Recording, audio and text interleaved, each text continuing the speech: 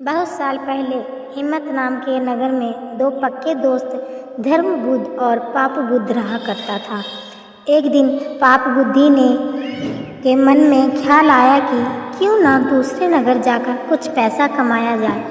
इतना सोचते सोचते पाप बुद्ध के मन में हुआ कि वो धर्म बुद्धि को भी साथ लेकर जाएगा, जिसके दोनों खूब सारा पैसा कमाएंगे और फिर लौटते समय वो धर्म बुद्धि से उसका पैसा किसी तरह से हड़प लेगा।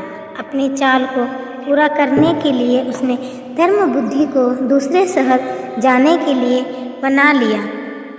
दोनों अपने नगर में खूब सारा सामान लेकर दूसरे शहर पहुंच जाता है।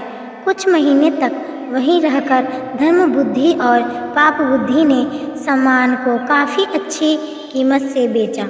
जब दोनों ने अच्छी खासी रकम इकट्ठा कर ली तो दोनों एक दिन अपने नगर की ओर लौटने लगा। पाप बुद्धि अपने दोस्त और धर्म बुद्धि को जंगल के रास्ते से लेकर आया। रास्ते पर चलते चलते पाप बुद्धि ने धर्म बुद्धि से कहा, मित्र देखो, अगर हम अपने नगर इतना सारा धन लेकर जाते हैं तो समस्या हो सकती है। चोर इसे चुरा सकते हैं, लोग हमसे जलन का भाव रखेंगे और कुछ उधार भी मांग लेंगे।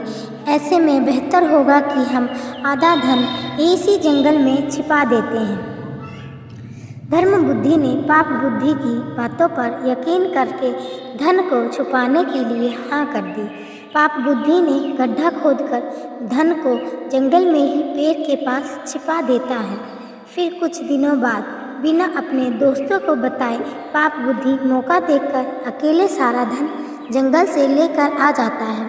समय बीतता जाता है और एक दिन धर्म बुद्धि को पैसे की ज़रूरत पड़ती है तो धर्म बुद्धि सीधे अपने मित्र पाप बुद्धि के पास गया और कहने लगा, मुझे पैसों की ज़रूरत है, जंगल में पैसे निकालने चलते हैं, चलो आओ चले। पाप बुद्धि राजी हो गया और दोनों जंगल की ओर निकल गए। जैसे ही धर्म बुद्धि ने गड्ढा खोदा तो वहाँ पैसे ना देखकर चौंक जाता है। इतने में ये पाप बुद्धि ने शोर मचाया और शोर कर दिया कि धर्म बुद्धि पर चोरी का आरोप लगाया और हल्ला होने के बाद पाप बुद्धि न्यायालय पहुंचा। न्यायाधीश ने सारा मामला सुनकर सच्चाई को पता लगाने के लिए अपनी दिव्य शक्ति से परीक्षा लेने का निर्णय लिया।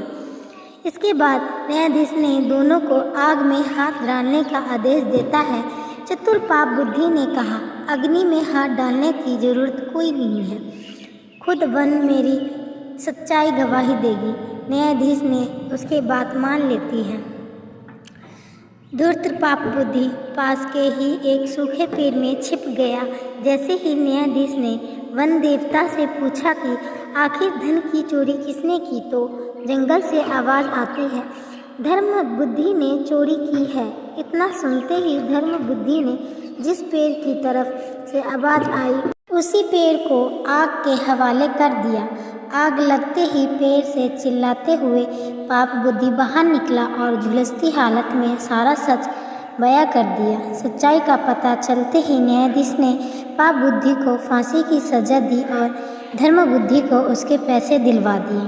कहानी से हमें यह सीख मिलती है कि दूसरे के लिए बुरा सोचने वाले साथ खुद ही बुरा हो जाता है। वीडियो अच्छा लगा हो तो वीडियो को लाइक, शेयर और सब्सक्राइब ज़रूर करें।